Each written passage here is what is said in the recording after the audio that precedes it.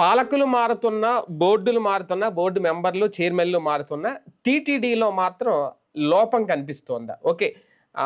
లడ్డూలు, కల్తీ నెయ్యి వ్యవహారాలు, స్కామ్‌లు ఇవన్నీ పక్కన పెట్టేస్తే, భక్తులకు కల్పించే సౌకర్యాల విషయంలో, భక్తులు పడే ఇబ్బందుల విషయంలో కొత్తగా ఇంకా పెరుగుతున్నాయి తప్ప సమస్యలు కంట్రోల్ అవ్వట్లేదు. మొన్న మధ్య వైకుంఠ ద్వార దర్శనానికి సంబంధించి టికెట్ల కోసం క్యూ లైన్‌లో నిలబడి ఎప్పుడూ లేనిది అక్కడ తొక్కేసలాటలో భక్తులు చనిపోయిన సందర్భం చూసాం. ఇప్పుడు వరుసగా సెలవులు కావడం వల్ల రద్దీ అనేది పెరుగుద్ది. సెలవులు అయితే ఇప్పుడు కొత్తగా అయితే ఏమీ రాలేదు. 2025లో కొత్తగా అయితే సెలవులు రాలేదు.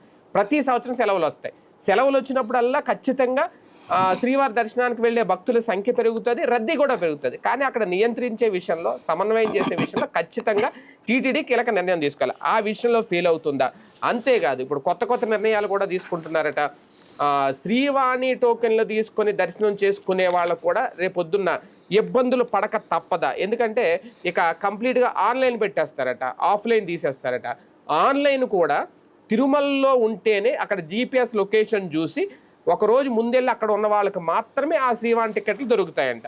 ఎయిర్పోర్ట్లో దొరకవు, బయట దొరకవు, ఆఫ్లైన్ దొరకవు. ఇంటి దగ్గర కూర్చొని టికెట్ తీసుకుని వెళ్దామంటే కూడా కుదరదు. ఇది వెసులుబాట, ఇంకా ఇబ్బందులు పాటలు పడాల్సి వస్తుందా భక్తులు? ఇదే అంశం మీద చర్చించే ప్రయత్నం చేస్తారు. సరే, ఉండే కొద్దీ మెరుగైన నిర్ణయాలు తీసుకోవాలి, మెరుగైన వసతులు కల్పించాలి, భక్తులు ఇబ్బందులు పడకుండా నిర్ణయాలు తీసుకోవాలని కోరుకుంటాం మామూలుగా. కానీ ఇప్పుడు టీటీడీ తీసుకుంటున్న నిర్ణయాలు చూస్తూ ఉంటే ఇప్పటికే రద్దీ పెరిగినప్పుడు చాలా ఇబ్బందులు పడుతున్నారు. గంటల కొద్దీ క్యూ లైన్లో నిలబడుతున్నారు. పోనీ డబ్బులు ఉన్న వాళ్ళు ఈ 10,500 ఏదో ఉంటుంది శ్రీవాణి టికెట్, దాన్ని తీసుకుని వెళ్ళాలన్నా అది కూడా ఇప్పుడు కొత్త రూల్స్ అంటే ఎందుకు ఇలాగా? ఇంకా తప్పదా? దీన్ని ఇంకా ఎవరు వచ్చినా మార్చలేరా? ఏంటి నిర్ణయాలు ఎలా చూడాలి? కొంచెం వాళ్ళు మానవత్వంతో ఆలోచించాలి, మనుషుల్లాగా ఆలోచించాలి. శ్రీవాణి మీద చైర్మన్ గారికి వాళ్ళకి వ్యతిరేకత ఉంది ఇదివరకు. దాన్ని ఇప్పుడు చూపెడితే దానివల్ల అరాచకం తప్పించి ప్రయోజనం లేదు. 10,000 టికెట్ అంటే చాలా దోపిడీ ఓ రకంగా చెప్పాలి. కానీ అయినా పెడుతున్నారు జనం అంటే అర్థం ఏంటి? దర్శనం కోసం, దర్శనం కోసమే కాదు, రికమెండేషన్ల పెంట లేకుండా. నేనే ఇదివరకు ఏదన్నా ఒకప్పుడు TV9లో పనిచేసినప్పుడు అంటే జర్నలిస్ట్గా ఉన్నాం కాబట్టి మనకి ఒక వెసులుబాటు ఉండేది. అదే సందర్భంలో జెమినీలో ఉన్నప్పుడు ఉండేది. ఇప్పుడు జర్నలిస్టులు కూడా వెసులుబాటు లేదు అక్కడ చాలా వరకు, 90%. ఇప్పుడు అక్కడ గ్రూపులు పెట్టేశారు. కొన్ని పత్రికలు వాళ్ళ లెటర్లు మాత్రమే పనిచేస్తాయి. అదో సమస్య అయిపోయింది, నెంబర్ 1. రెండోది, ఆ తర్వాత నేను చూశాను రాజకీయ నాయకులతో. ఇప్పుడు ఫర్ ఎగ్జాంపుల్ ఇంతకుముందు నేను వెళ్ళాను గుడికి, వెళ్ళినప్పుడు అప్పుడు జగన్ ప్రభుత్వం అధికారంలో ఉంది. ఎవరో ఒక ఎమ్మెల్యేనో మంత్రినో చెప్పించుకుని వెళ్ళొచ్చు మనం. వద్దు అనుకున్నా నేను. ఎందుకంటే వాళ్ళని అడిగేది ఏంది దర్శనం గురించి? వాళ్ళు చెప్పాలి, మీకు ఏర్పాటు చేస్తాను రమ్మని అనేసి. ఎవరు అనరు అట్లాగా, అంత అభిమానం ఎవరు చెప్పరు, ఎవరు చూపించరు. అప్పుడు నేను ఆలోచించింది ఈ 10,000 రూపాయల టోకెన్. 10,000 రూపాయలు పెట్టి టికెట్ కొనుక్కున్నాను, వెళ్ళాను. ఎందుకు? నేను ఎఫర్ట్ చేయగలను కాబట్టి. ఎవరిని అడగకుండా డైరెక్ట్గా లైన్లోకి వెళ్ళాం, దర్శనం చేసుకున్నాం, అయిపోయింది. నాకెందుకు ఇది అవసరం? టైం కన్స్ట్రెంట్ నాకు. ఒక రోజల్లా అక్కడ కూర్చుని క్యూ లైన్లో నుంచుని టోకెన్ తీసుకుని అదంతా చేయడానికి నాకు టైం కుదరదు కాబట్టి. అంతే కదా, శ్రీవారి భక్తుని నేను, అక్కడ పనిచేసిన వాడిని, దేవుడి మీద అపారమైన నమ్మకం ఉన్నవాడిని. అక్కడ నాకే ఈ సమస్య ఉంది. నేను దాదాపుగా ఈ మధ్యకాలంలో వెళ్ళలేదు. ఏంటంటే రీజన్ ఇదే. ఎవరిని అడుగుతాం, ఏమని అడుగుతాం? శ్రీవాణి ఉంది, వెళ్దాం అనుకుంటున్నాం. శ్రీవాణిని తీసుకొచ్చి వీళ్ళు ఏదో ఆన్లైన్ ఆఫ్లైన్ అని పెట్టారు. ఆన్లైన్లో చూస్తే దొరకట్లేదు. ఇదివరకు ఇది 1000 ఏమో పెట్టారు అప్పుడు. తర్వాత ఆన్లైన్లో దొరకట్లేదు, అక్కడికి దిగేసాక చూసుకోవాలట. ఇదివరకు ఏంటంటే అప్పుడు శ్రీవాణి పెట్టిన టైంలో అక్కడ ఉన్న వాళ్ళకి ఎవరికో నేను ఐడి కార్డు అవి పంపించేసేసి ఆధార్ అది తీసుకోమని చెప్తే తీసుకునేవాళ్ళు అక్కడ. ఇప్పుడు అట్లా లేదట, కంపల్సరీగా ఫేస్ పెట్టాలట అక్కడ. అంటే ఇవాళ వెళ్ళి నేను ఫేస్ చూపించుకుని తర్వాత చూపెట్టుకుంటే కానీ రాదు. పరుగులు కదా ఇది, కుటుంబంతో అన్నప్పుడు ఆగుతున్నా నేను. ఇంట్లో వాళ్ళు తిట్టుకుంటుంటారు తీసుకెళ్ళట్లేదు. బట్ ఇది ఒక సమస్య, మామూలు సమస్య కాదు ఇది. మీరు మళ్ళీ దాన్ని తీసుకొచ్చేసేసి ఆన్లైన్లోనే పెడతాం, లేకపోతే అక్కడ పెడతాం, ఇక్కడ పెడతాం. పెట్టండి అయ్యా, 1000 ఆన్లైన్లో పెట్టండి, 1000 ఆఫ్లైన్లో పెట్టండి. ఏం పోయా మీకు? స్వామివారికి డబ్బులు వస్తున్నాయి, దాంతో గుళ్ళు కడతారు. ఏం పోయా మీకు? ఎందుకు పాపం మూట కట్టుకుంటారు? భక్తుడే వస్తాడు కదా, నాస్తికుడు రాడు కదా, హేతువాది రాడు కదా, అన్యమతస్థుడు రాడు కదా. వచ్చేవాడు భక్తుడు డబ్బులు ఖర్చు పెట్టుకుని వస్తున్నాడు, సేవ అందించడానికి మీకేంటయ్యా బాధ? మిమ్మల్ని అందుకే కదా ఎన్నుకుంది. మీకు మీకు ఆ పదవులు ఇచ్చింది ఎందుకు? భగవంతుడి సేవ కోసమా, భగవంతుడి సేవకి దూరం చేయడానికి మమ్మల్ని అందరినీ? అదే కదా. ఎందుకు ఆలోచించట్లేదు అని నాకు అర్థం కావట్లేదు. చేతనైతే ఓకే, ఇది 10,000 రూపాయలు, లేదయ్యా మేము 20,000 రూపాయలది ఒకటి పెడతాం, ఇంకా 5 నిమిషాలు వెళ్ళిపోవచ్చు, డైరెక్ట్గా ఎదురుగుండా దారి ఉంది కదా ఆ పక్కన, దాని నుంచి వెళ్ళిపోవచ్చు. ఇప్పుడు ఏంటి, ఆ క్యూ లైన్లో ఇప్పుడు మనం శ్రీవాణి టికెట్ తీసుకున్నా అక్కడ క్యూ లైన్లో నుంచోవాలి, పైన దాంట్లోంచి రావాలి. ఏది రూములు ఇవన్నీ ఉన్నాయి కదా, కంపార్ట్మెంట్లు, వాటిట్లో నుంచి రావాలి. ఆ కంపార్ట్మెంట్లో కూర్చోబెడతారు పొద్దున, ఆ తర్వాత రావాలి మనం అక్కడికి. దాని బదులు మీరు 15,000 రూపాయల టికెట్ తీసుకోండి అయ్యా, ఇది ఉంది కదా ఎదురుగుండా, ఇది సెక్యూరిటీ చెక్ ఉంటుంది కదా చివరిలో, అక్కడ ఒక తలుపు పెడతాం, మీరు డైరెక్ట్గా ఇక్కడికి వచ్చేయచ్చు అని పెట్టు, పోని దేవుడికి డబ్బులు వస్తాయి, తొందరగా సర్వీస్ అవుతుంది కదా. నువ్వు ఏదైనా ఇవాల్టి కంటే మెరుగైనది అందించడం అన్నటువంటిది నీ గొప్పతనం అవుతుంది. జరుగుతున్నదంతా నా వల్లనే అనుకుంటే అమాయకత్వం. నేను దేవుడి సన్నిధిలో ఒకటే చెప్తా, నేను ఇంతకుముందు కూడా చెప్పా, దేవుడి సన్నిధిలో ఎన్నో జరిగినాయి, ఇవన్నీ నా వల్ల అంటల్లా. నేను ఇప్పుడు అన్నదానానికి సంబంధించిన, లడ్డూకి సంబంధించిన, మంచినీళ్ళకి సంబంధించిన, వేద పాఠశాలకు సంబంధించిన అనేకం చేశాను నేను అక్కడ ఉన్నప్పుడు. వాటి ఇంపాక్ట్ ఇవాళ అనుభవిస్తున్నారు భక్తులు. బట్ అది నా గొప్ప కాదు, భగవంతుడు నా దృష్టికి తెచ్చి నా చేత చేయించాడు, నన్ను ఒక వెపన్గా వాడుకున్నాడు ఆయన స్వామివారు. అది గర్వంగా ఫీల్ అవుతాను నేను. వీళ్ళు అది అర్థం చేసుకోగలగాలి మనం first. You are a tool భగవంతుడి. కానీ నువ్వు భగవంతుడి కంటే అతీతం అనుకుంటే, భగవంతుడి కంటే అధికం అనుకుంటే, భగవంతుడి సేవలు లేదు నువ్వే చేపిస్తున్నట్టు ఫీల్ అవ్వద్దు మీరు. సేవా తత్పరత అన్నది ముఖ్యం అక్కడ. సేవా తత్పరతతో పాటుగా నేను అక్కడికి వెళ్ళినప్పుడు నేను ఎట్లా సక్సెస్ అయ్యానంటే, అప్పుడు బాస్ అన్నారనమాట, తిరుపతికి వేస్తే ఎవడైనా పనిష్మెంట్ అనుకుంటాడు గురు, నువ్వు అక్కడ కూడా అద్భుతాలు మనకి మంచి పేరు తెచ్చి పెట్టారు అన్నటువంటిది. ఎందుకు చేయగలిగాం ఇది? నేను చూసిన కోణం, అక్కడ ఉన్నటువంటి మిగతా రిపోర్టర్లు అందరూ చూస్తున్న కోణం వార్త కోణం, నేను చూసిన భక్తుడి కోణం. ఇప్పుడు ఫస్ట్ రోజు నేను వెళ్ళినప్పుడు ఈ టోకెన్స్కి ఇది పనిచేయక కంప్యూటర్లు 3 గంటల నుంచి జనం విలవెల్లాడుతున్నారట. ఎవరో ఫోన్ చేసి చెప్పారు నాకు, చూసా ఏ ఛానల్లోనూ రావట్లా. పదయ్యాని కెమెరామెన్ అంటే, సార్ ఈ రొటీన్ సార్ ఎప్పుడు నడుస్తూనే ఉంటాయి సార్ అంటే, అక్కడ పనిచేసే వాళ్ళకి ఇది రొటీన్. భక్తుడి స్థానంలో చూస్తే నాకు 3 గంటల పాటు ఒక భక్తుడు నానా తిప్పలు పడుతున్నాడంటే ఏంది? రూమ్స్కి సంబంధించిన కౌంటర్లు పనిచేయట్లేదు, టోకెన్స్ పైకి ఇదేస్తారు కదా చేతులకి వేసేవాళ్ళది, అవి పనిచేయట్లేదు. ఏంటంటే కంప్యూటర్ ప్రాబ్లం. అరే టీటీడీ లాంటిది వేగంగా చేయలేదా? స్టాఫ్ లేరా? వెంటనే నేను బ్రేకింగ్ చేసి ఫోన్ ఇచ్చా, అరగంటలో సెట్ అయింది. అప్పుడు మిగతా వాళ్ళు ఏం సార్ అవి పట్టుకుంటున్నారు మీరు అన్నారు. నేను అదే అన్నా, సార్ నేనేదో కొత్త ఇది అన్నటువంటి అదే కంటిన్యూ చేశాను. అంటే నేను భక్తుడుగా నేను ఉంటే ఆ ప్లేస్లో అన్నది ఆలోచించేవాడిని. అంతే. అవును. ఇక్కడ వీళ్ళు ఆలోచించాల్సింది అది, నేను భక్తుడి ప్లేస్లో ఉంటే అని. నేను చైర్మన్ ప్లేస్లో ఉంటే, నేను బోర్డు మెంబర్ ప్లేస్లో ఉంటే కాదు ఆలోచించాల్సింది, భక్తుడిగా ఉంటే ఏంటని ఆలోచించండి.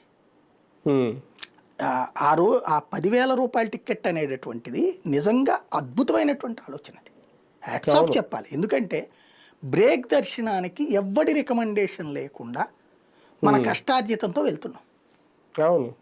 దెన్ ఇంకేంటి అక్కడ ప్రాబ్లం? ఇప్పుడు మీరు ఆన్లైన్లో టికెట్లు పెడుతున్నారు, 300దా లేకపోతే సుప్రభాతం ఇంకోటి, ఎంతసేపట్లో అయిపోతున్నాయండి?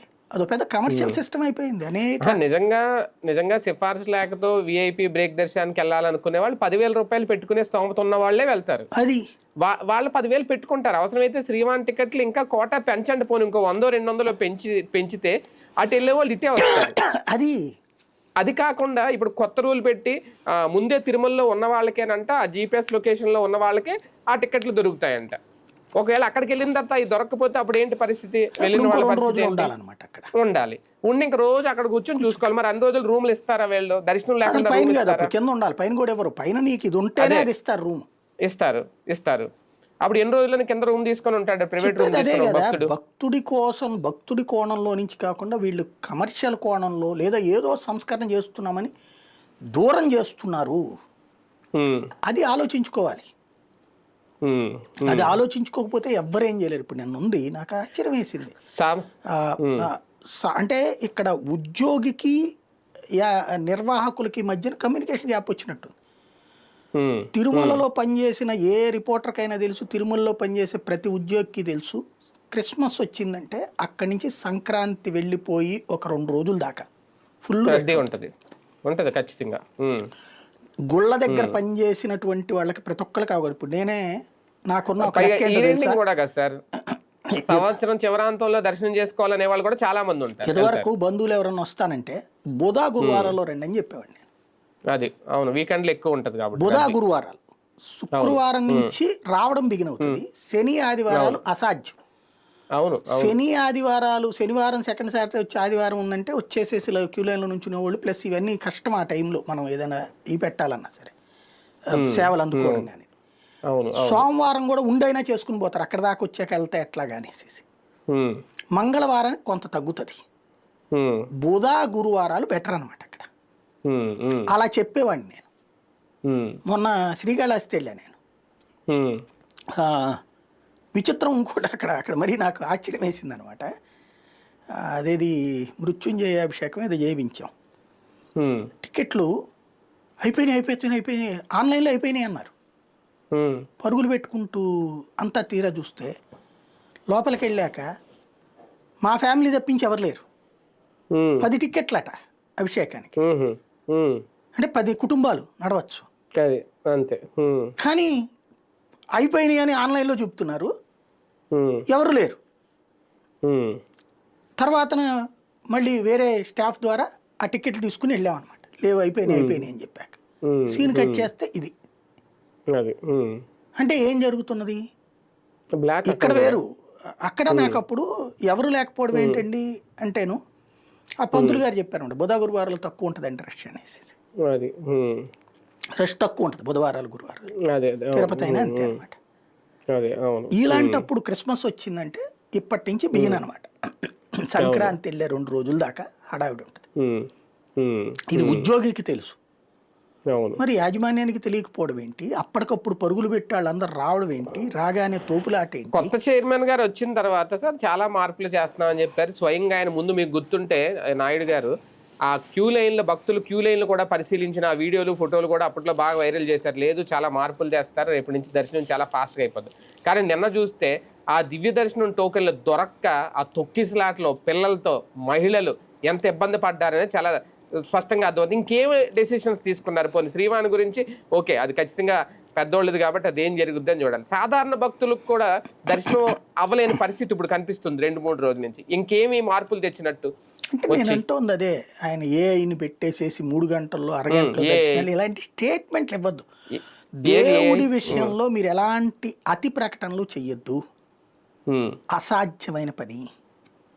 1,00,000 మంది జనం వచ్చే చోట గంటలో దర్శనం అయిపోతుందంటే అమాయకత్వం అది. అవును, అది ఆయన ఉద్దేశం. ఒక ఆస్పెక్ట్ నాకు అర్థమైంది. టోకెన్ వేసేస్తే మనం వెళ్ళగానే ఇప్పుడు అదేది శీఘ్ర దర్శనం ఉంటుంది, టోకెన్ వేసేస్తే ఆ టైంకి వెళ్తాం 3 గంటలు అయిపోతుంది కదా, ఆ టైప్. కానీ 1,00,000 మందితో అది వర్కౌట్ కాదు. అంటే వీళ్ళకి ముందు క్యూ లైన్ లోనే గంటల తరబడి 16 గంటలు 18 గంటలు 20 గంటలు అవుతుంది. అది ఏమైనా తగ్గించగలిగారా? ఆర్టిఫిషియల్ ఇంటెలిజెన్స్ ఏమైనా తోసుద్దేంది? నాకు అర్థం కాల. అదే కదా నేను అప్పుడే చెప్పి, ఆర్టిఫిషియల్ ఇంటెలిజెన్స్ ఏమైనా తోసుద్దయింది.